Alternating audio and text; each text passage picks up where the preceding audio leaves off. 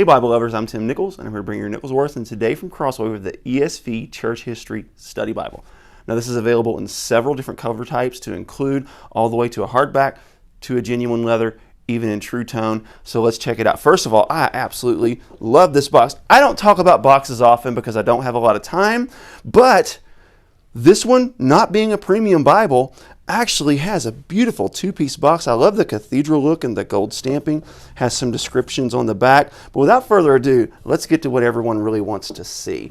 Now this is a pre-release, so it's not officially out until next week. Now if you watch this video later, it's probably going to be out. So if you watch this video after December 17th, then it'll be available. But anyhow, let's check it out. I love the tool work here. That's really nice. I'm used to Crossway doing stitch work, but I dig this tool work. Check out the spine on this thing.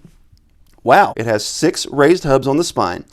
Church History Study Bible with the ESV, really nice ornate gilding work there. It's stamped in a bit, so that actually surprised me. I thought that would be printed on, but it is actually stamped in a bit.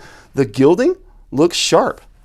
I actually really think they did a good job on this, especially not being a super premium Bible. So 1 ribbon, I would have liked to have seen 2, but 1 is acceptable. And even look, they went with their gold and black head and tail bands. So they brought out all the stops on this thing. It is really beautiful. Now let's take a quick look at the liner. The liner is vinyl.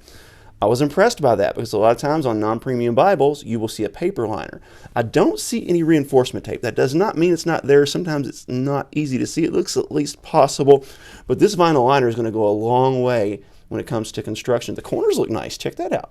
Not bad at all. So not a lot of fanciness here, but it does look very nice. Now, once you get into the Bible itself, first of all, it kind of has some introductory material, kind of let you know what this Bible is about. What this Bible does is it starts with after the apostles and then moves even into the 20th century of different voices over time. It has voices all the way from John Chrysostom, from Irenaeus of Lyon, and then moves into John Calvin and Martin Luther, and just several voices. Even Alexander McLaren is featured in here, so all sorts of notable voices. Now, one thing you're going to see in this Bible is it is going to have a very positive view of the Protestant Reformation. So it is going to have a Reformed point of view, but from what I've read and what I see on this, it's actually really nice. So what you have here is a 9-point font, and check it out. Look how far that is out of the gutter for a study Bible. Now that's a testament to it not being edge-lined, but this font is really sharp. I love the way this thing just lays nice and flat. Really looks good. It's got your references and notes on the bottom. And then it has your commentary. Now this commentary is going to be a little bit smaller than a 9-point font. I'm going to say maybe a 7 or an 8. I'm not real sure. But one really cool thing about it is whenever you're reading the commentary, if you go to the bottom, it's going to tell you exactly what the source is. So the source of this one is going to be Henry Ainsworth.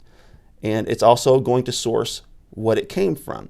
His book called Annotations to the Pentateuch, Volume 1. So you'll know the author of this particular commentary, and you will know what book it came from.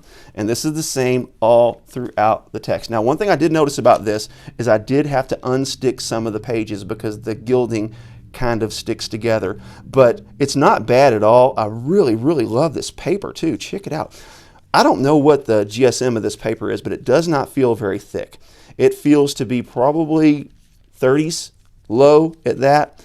But the opacity of this paper is ridiculous, and it's actually a good thing because the text is not fully line matched.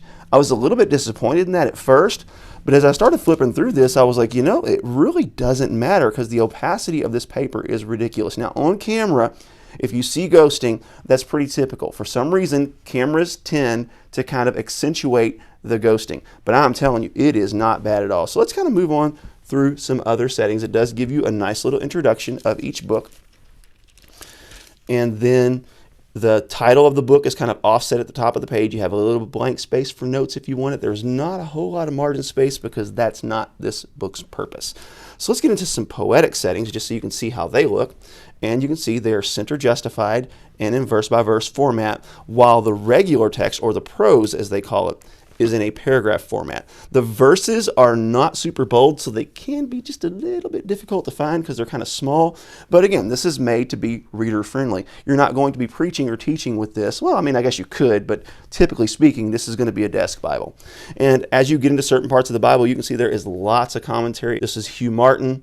the prophet Jonah and his book on that work. So you're going to see all sorts of different popular figures throughout church history and the work that they did featured in here. And then when you get to the back, of course, this is a black letter text. Crossway, that I know of, only has a couple of red letter text options, one of them being the ESV wide margin. So now let's get to the back, because this is where some other really cool features are. So as we get to the back, you're going to have, first of all, the ecumenical creeds.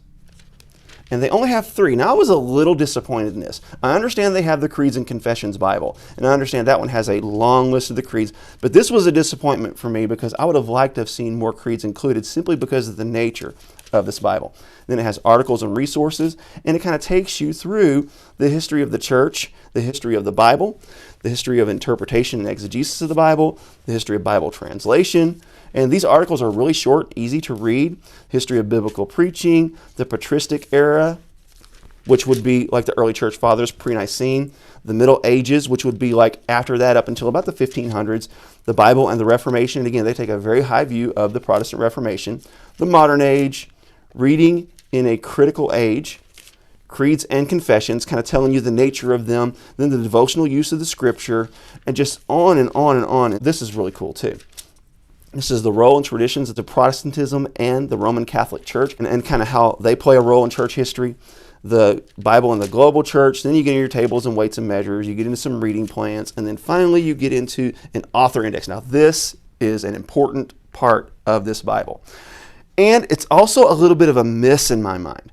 I really wish that in the author index, so whatever author you're looking for, if you're looking for Athanasius, if you're looking for John Chrysostom, if you're looking for John Calvin, then they're all listed in here and you can know who the authors are. The thing that I think is a miss is I really wish they would have put the references as to where these authors were quoted. This is a study Bible, so it's okay for this thing to be thick. It's okay for it to have some beef. I was a little disappointed in that because if I'm looking for a specific author, I'm not going to be able to find them. I'm going to have to fish it out and read it in here. But still, it is useful to know at least who is in here. And then lastly, we have a concordance. This is the ESV concordance that you're used to in most ESV Bibles. And then finally, we have our maps. So this is a really nice tool with a couple minor little disappointments. I really wish they'd have given us more of the creeds, and I really wish the index would have actually indexed places in the scripture where the authors are quoted. Other than that, this thing's awesome. God bless you. Keep calm. Jesus on. This is your Nichols Worth.